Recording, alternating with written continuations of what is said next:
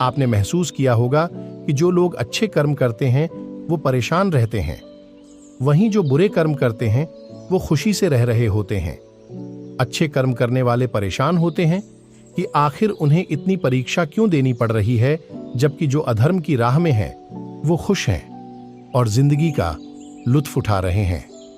अगर आपके मन में भी ये सवाल आया है तो आज हम आपको इसका जवाब देंगे।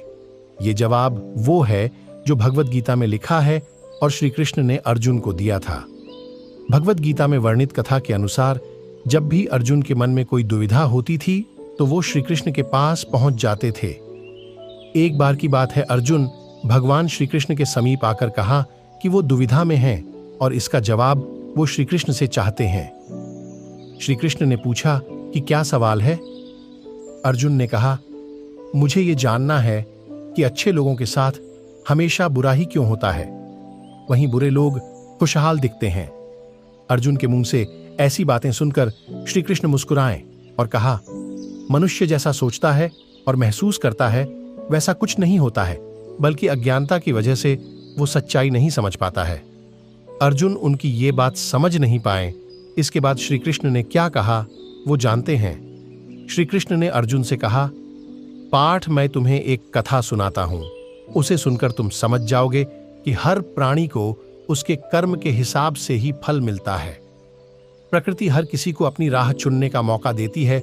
अब वो मनुष्य की इच्छा पर निर्भर करता है कि उसे धर्म की राह चुननी है या अधर्म की।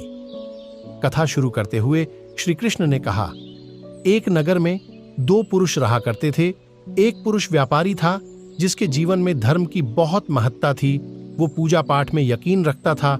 वो हर रोज मंदिर जाता था और दान धर्म भी करता था और हर रोज भगवान की पूजा करता था। वहीं दूसरा पुरुष बिल्कुल विपरीत था।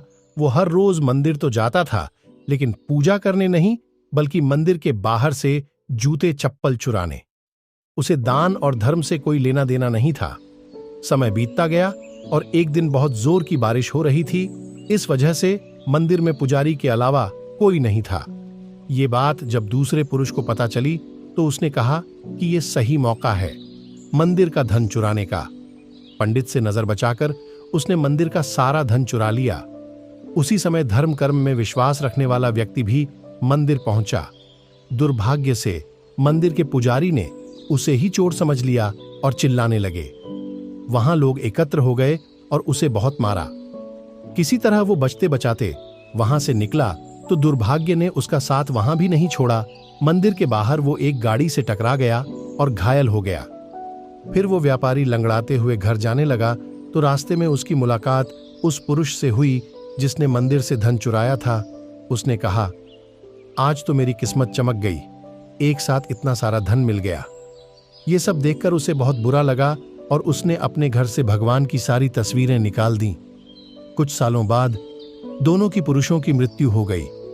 मरने के बाद जब दोनों यमराज की सभा में पहुंचे और भले पुरुष ने दूसरे व्यक्ति को देखा तो उसे बहुत गुस्सा आया। उसने क्रोधित होकर यमराज से पूछ ही लिया, मैं तो हमेशा अच्छे कर्म करता था, दान में विश्वास रखता था। उसके बदले जीवन भर मुझे अपमान और दर्द ही मिला और इस व्यक्ति को नोटों से भरी पोटली। आखिर ऐसा भेदभाव क्यों? इस पर यमराज ने कहा, पुत्र, तुम गलत समझ रहे हो। जिस दिन तुम्हारी गाड़ी से टक्कर हुई थी वो दिन तुम्हारे जीवन का आखिरी दिन था, परंतु तुम्हारे अच्छे कर्मों की वजह से तुम्हारी मौत सिर्फ एक छोटी सी चोट में बदल गई। तुम इस दुष्ट व्यक्ति के बारे में जानना चाहते हो। दरअसल इसके भाग्य में राजयोग था, मगर इसके कुकर्मों और अधर्म की वजह से वो सिर्फ एक छोटी सी धन की पोटली में बदल गया। वीडियो देखने और अपना बहुमूल्य समय देने के लिए